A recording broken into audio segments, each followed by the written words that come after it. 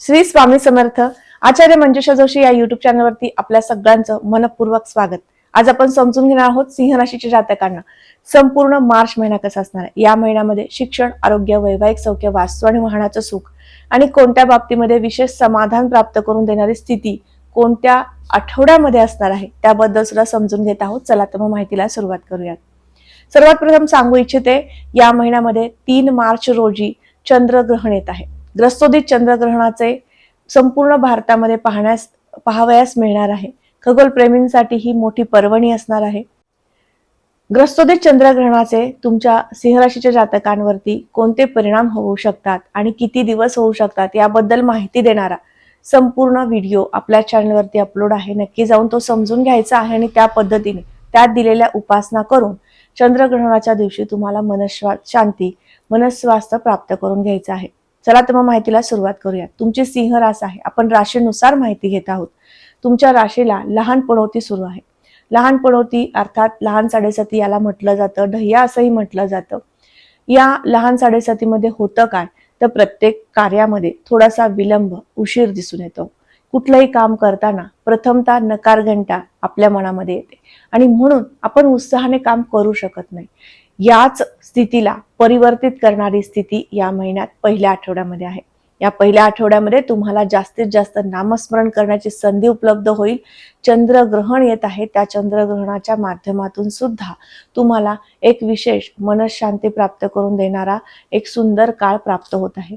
म्हणून यासाठी एक विशिष्ट उपासना त्या व्हिडिओमध्ये दिलेली आहे, ती तुम्हाला करायची आहे. सर्वात प्रथम सांगू इच्छिते, आरोग्याच्या दृष्टीने सुद्धा हा महिना विशेष असणार आहे. तुमचे षष्ठ स्थानाचे अधिपती शनिदेव अष्टमातनं स्वतःच्या राशीतनं गोचर करत आहेत. गुरुच्या राशीमधनं शनींचं गोचर ज्यावेळेस होतं त्यावेळेस तुम्हाला विशिष्ट एखाद्या आजारावरती वारंवार औषधोपचार करावे लागतात. या महिन्यामध्ये तुम्हाला जे काही आजारपण आहे त्यासाठी तुम्ही काही औषधोपचार घेताय, त्या उपचारांचं तुमच्यावरती नक्कीच, त्या औषधांचं तुमच्यावरती काम होणार आहे. तुमच्या आरोग्य सुधारण्याकडे त्याचा एक उत्तम असा उपयोग होऊ शकतो. त्यामुळे या महिन्यामध्ये मेडिसिन तुम्ही व्यवस्थित घ्यायचे आहेत, एकसंगतेने घ्यायचे आहेत. जे काही डॉक्टर ट्रीटमेंट घेत आहेत ती व्यवस्थित घेतली गेली पाहिजे, याकडे लक्ष द्यायचं आहे. याकडे जाऊयात. धनस्थानावरनं आपण कुटुंब सौख्य पाहतो. वाणी, नेत्र, पैसा, संभाषण कौशल्य आपण धनस्थानावरनं पाहत असतो. याचे स्वामी बुध होतात. बुधांचं गोचर हे सप्तम भावातनं होत आहे. बुध जेव्हा सप्तमातनं केंद्रातनं गोचर करतात त्यावेळेस संभाषण कौशल्य क्षेत्रामध्ये करिअर करणाऱ्या वर्गाला श्रेष्ठ कालावधी आणतात. बुधावरून आपण फक्त वाणीवरील प्रभुत्व नाही पाहत तर संभाषण कौशल्यातील अधिक उत्तम शैली पाहत असतो आणि या सगळ्या दृष्टीने उत्तम श्रेष्ठ कालावधी आहे. राहुयुक्त बुधांचं गोचर विशेष फळ देणारं असतं तुम्हाला नावलौकिक प्राप्त करून देण्यासाठी. तृतीय भावाकडे जाऊया. तिसऱ्या घरावरनं पराक्रम, परिश्रम, कीर्ती आणि प्रसिद्धी पाहतो. या सर्व दृष्टीने हा महिना श्रेष्ठ आणि उत्तम असणार आहे. पर्यटनाची संधी प्राप्त होईल. नोकरी निमित्त किंवा व्यावसायिक दृष्टिकोनातून काही खरेदी निमित्त तुमचा वारंवार प्रवास घडू शकतो आणि त्या सर्व अनुषंगाने तुम्हाला या महिन्यामध्ये खर्चाचे योग सुद्धा येऊ शकतात. चतुर्थ स्थान मातृसुखासाठी आहे, वास्तू आणि वाहन सुखासाठी सुद्धा आहे. सर्व प्रकारच्या महत्वाकांक्षा सुद्धा आपण चतुर्थ स्थानावरनं पाहत असतो आणि या सर्व दृष्टीने विचार केला तर या ठिकाणी येणारी वृश्चिक रास आणि मंगळाचं गोचर हे सप्तमातनं होतंय. केंद्राचे अधिपती केंद्रातनं गोचर करणं म्हणजे उत्तमच म्हणतात, परंतु राहुयुक्त मंगळ आहे त्यामुळे अधिक महत्वाकांक्षा जागृत होऊ शकते. मला यापेक्षा जास्त आणि श्रेष्ठ मिळू शकतं, मी प्रयत्न करायला हवेत असा आत्मविश्वास देणारी स्थिती या महिन्यात प्रकर्षाने दिसून येत आहे. मातृसुखासाठी हा महिना संमिश्र असेल. काही अंशी आईसोबत मतभेद निश्चित होऊ शकतात. वास्तू, वाहन खरेदीसाठी मात्र हा महिना श्रेष्ठ आणि उत्तम असेल. पंचम स्थानाचे अधिपती गुरु यांचं गोचर मिथुनेतनं मार्गी अवस्थेतनं होत आहे. गुरूंचं गोचर जेव्हा मार्गी अवस्थेतनं होतं त्यावेळेस विशेष चांगलं फळ प्राप्त होत असतं आणि ते म्हणजे तुमच्या अभ्यासातील एकाग्रता, एकसंगता साधता येणं. जो अभ्यास स्मरणात राहत नव्हता, वारंवार रिव्हिजन करावी लागत होती, अशा सगळ्या विद्यार्थ्यांना सांगू इच्छिते या महिन्यामध्ये तुमचा अभ्यास व्यवस्थित होऊ शकतो. अभ्यासाच्या दृष्टीने हा महिना उत्तम आहे. नवीन काही ऍडमिशन करायचे असतील नक्की करू शकता. या महिन्यातील 11 मार्च नंतर ते ऍडमिशन तुम्ही करून घ्यायचं आहे. अतिशय श्रेष्ठ कालावधी त्यासाठी सुद्धा असणार आहे. काही स्पर्धा परीक्षेचे फॉर्म भरायचे तुम्हाला, या महिन्यात तुम्ही ते काम सुद्धा हाती घेऊ शकता, त्यासाठी सुद्धा उत्तम कालावधी आहे. याच बरोबर पंचम स्थानावर आपण संतान सौख्य पाहतो. संतती योग पाहताना तुमची जन्मलग्न कुंडली तपासली जाते, परंतु राशीनुसार तुम्हाला त्या संततीबाबत जास्त चिंता काळजी प्राप्त होईल का, तुम्ही त्या गोष्टींसाठी जास्त पॉझिटिव्ह व्हाल का, या सगळ्या गोष्टी पाहत असतात. त्यामुळे संतती सौख्य या महिन्यात अतिशय उत्तम प्रकारे मिळू शकतं. प्रणयाच्या दृष्टीने हा महिना उत्तम आहे. गुरूंचं गोचर ज्यावेळेस बुधाच्या राशीतनं होतं त्यावेळेस प्रणय सौख्य विशेष आणि चांगलं मिळत असतं.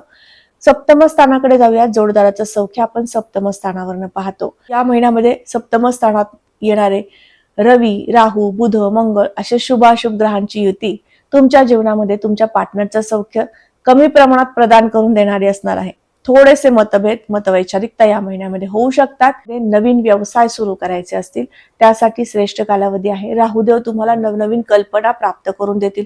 कल्पना शक्ती याचं मोठ्या प्रमाणात तुम्हाला या महिन्यामध्ये एक विशेष बळ प्राप्त होणार आहे राहूच्या कृपेने. आणि विशेष म्हणजे या ठिकाणी बुध सुद्धा आहेत. त्यामुळे बुध राहू युती ज्यावेळेस तुम्हाला सप्तमातनं गोचर करणारे असते त्यावेळेस पार्टनरशिप मधील व्यवसायांमध्ये सुद्धा किंवा वैयक्तिक व्यवसायांमध्ये सुद्धा नवीन आयडिया प्राप्त करून आपण त्या व्यवसाय मोठा करण्यासाठी प्रयत्नशील होत असतो.